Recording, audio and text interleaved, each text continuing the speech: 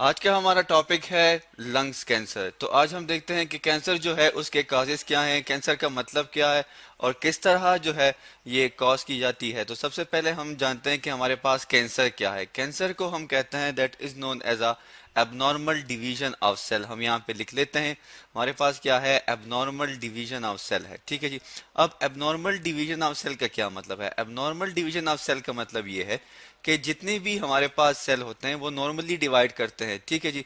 जैसा कि आपने पढ़ा होगा कि माइटोसिस और मियोसिस में कि सेल जो है उसके अपने स्टेजेस होते हैं जिसमें वो ग्रोथ करता है, फिर सिंथेसिस करता है और फिर वो प्रॉपर फेजेस से होता हुआ डिवाइड होता है। लेकिन जब कैंसर हो जाए तो तब क्या होता है, वो अपने जी नॉट फेज में नहीं जाता और कंटिन्यूसली जो है वो डिवाइड करता रहता है। ठीक है जी। अब जैसे कि हर एक सेल ने एक प्रॉपर लिमिट तक ही डिवाइड होना होता है, लेकिन एबनॉर्मल डिवीजन में अब ये होगा कि वो अनकंट्रोल्ड हो जाएगा। ठीक है जी। हम यहाँ पे लिख पे लेते हैं साथ साथ कि वो हमारे पास क्या हो जाएगा, अनकंट्रोल्ड हो जाएगा। ठीक है।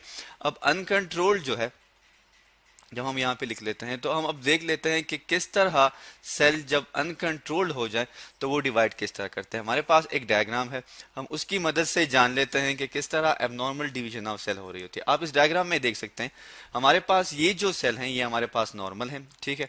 आप देख सकते हैं कि नॉर्मल सेल किस तरह प्रॉपरली डिवाइड कर रहे हैं। लेकिन उसके साथ ही हमारे पास क्या है, ये हमारे पास कैंसर के सेल्स हैं।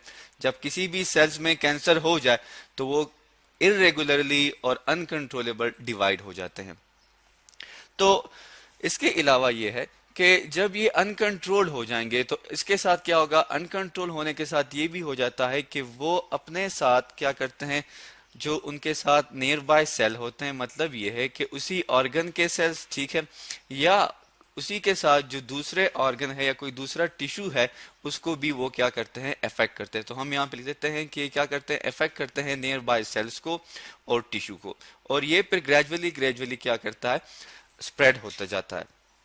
तो कैंसर जो है ये एक काफ़ी मोहलिक बीमारी है और इसमें यह है कि मतलब इसके स्टेजेस हैं जो कि हम आगे इसके बारे में पढ़ेंगे।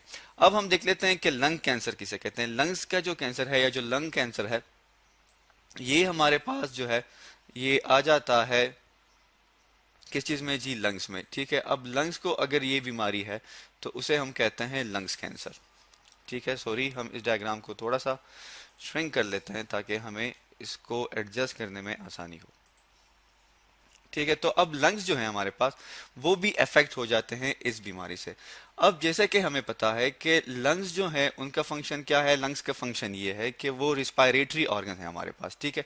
अब आप इस डायग्राम में देख सकते हैं ये जो है हमारे पास, हम इसको ब्लैक कलर से कर लेते हैं, ये वाला लंग्स जो है ये प्रॉपरली परफॉर्म कर रहा है अपना फंक्शन, लेकिन हमें इसी डायग्राम में यहाँ पे नजर आ रहा है, जिसको हम इंसर्कल कर लेते हैं, ये हमारे पास क्या है, ये हमारे पास कैंसर सेल्स हैं। ठीक है। हम यहाँ पे लिख लेते हैं क्या है, दैट इज कैंसर सेल्स।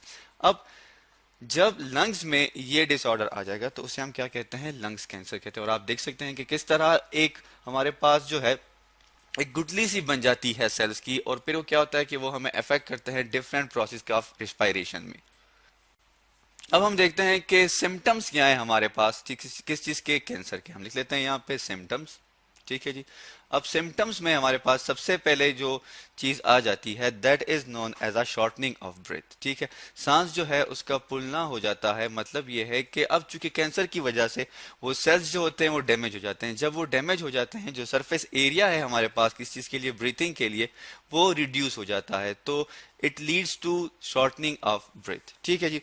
इसके अलावा हमारे पास क्या हो सकते हैं, इसके अलावा हमारे पास जो इसके हैं दैट इज कफिंग, खांसी जो है वो शुरू हो जाती है इंसान को। अब ये नॉर्मल सी खांसी नहीं होती, इसको हम कहते हैं कफिंग विद ब्लड। मतलब ये है कि जब वो इंसान जिसको कैंसर हो जाए तो जब जब वो खांसता है तो खांसने के साथ साथ क्या होता है, ब्लड जो है वो साथ निकलता है उसके लंग से, क्योंकि सेल एबनॉर्मली डिवाइड करते हैं और वो डैमेज हो चुके होते हैं।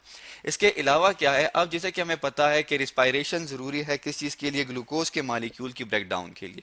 अब जब ग्लूकोज के जो मालिक्यूल हैं उनकी जब ब्रेकडाउन नहीं होगी, ऑक्सीजन जो है वो हमारे पास प्रॉपरली जो है प्रोवाइड नहीं किया जाएगा सेल को, तो क्या होगा, रिस्पायरेशन नहीं होगी। जब रिस्पायरेशन नहीं होगी तो ग्लूकोज की ब्रेकडाउन नहीं होगी। जब ग्लूकोज की ब्रेकडाउन नहीं होगी तो हमें एनर्जी नहीं मिलेगी, जिसकी वजह से क्या हो सकता है, वेट जो है वो हमारे पास लॉस हो जाता है। ठीक है जी, WT हमारे पास क्या है, दैट इज द वेट।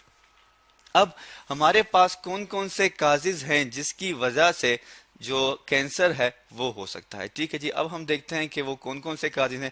तो सबसे पहले जो हमारे पास आ जाती है दैट इज कार्सिनोजिन। ठीक है, कार्सिनोजिन किसे कहते हैं?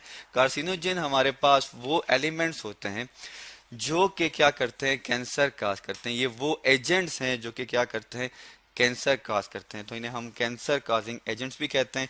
जैसे कि ये मोस्टली कहाँ पाए जाते हैं, ये हमारे पास सिगरेट्स में पाए जाते हैं। ठीक है, हम यहाँ पे लिख लेते हैं, हमारे पास सिगरेट में ये पाए जाते हैं। और जो सबसे अहम है, जो कि काफ़ी मशहूर है, जिसे हम कहते हैं निकोटीन। ठीक है, निकोटीन हमारे पास क्या है, निकोटीन हमारे पास एक कार्सिनोजन है।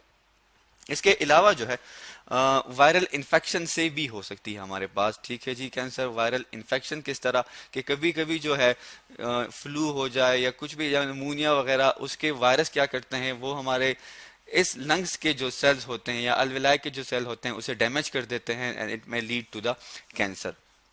अब ये स्मोकिंग जो है, अगर हम स्मोकिंग की बात करें तो लंग्स कैंसर के बारे में सबसे ज़्यादा जो चीज़ मशहूर है दैट इज स्मोकिंग। स्मोकिंग जो है उसकी वजह से काफ़ी, जो दुनिया में तकरीबन 1.3 मिलियन, हम यहाँ पे लिख लेते हैं कि जो स्मोकिंग है इसकी वजह से काफ़ी लंग्स कैंसर हमारे पास हो जाते हैं। कहा जाता है कि दुनिया में 1.3 मिलियन के जो लोग हैं वो हमेशा किस चीज़ से मरते हैं, that is the lung cancer, जो कि स्मोकिंग के थ्रू होता है।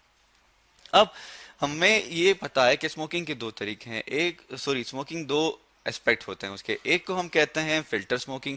फिल्टर स्मोकिंग वो है जो बंदा खुद स्मोकिंग करता है। ठीक है, और दूसरा है हमारे पास पैसिव स्मोकिंग। पैसिव स्मोकिंग क्या है? पैसिव स्मोकिंग वो है कि वो इर्द गिर्द के लोग, जो कि उसके, जो बंदा सिगरेट पी रहा होता है और उसके इर्द गिर्द जो लोग मौजूद होते हैं, उनके लिए क्या है, ये पैसिव स्मोकिंग की जाती है। आप इस डायग्राम में भी देख सकते हैं, ये डायग्राम में हमारे पास क्या है, दैट इज निकोटीन। ये निकोटीन ही क्या करता है, ये कार्सिनोजन है, जो कि इफेक्ट करता है किस चीज को, हमारे पास इफेक्ट करता है दैट इज लंग्स, और काज करता है हमारे पास लंग्स का कैंसर। ठीक है, तो हम लिख लेते हैं दैट इज निकोटीन। ठीक है जी।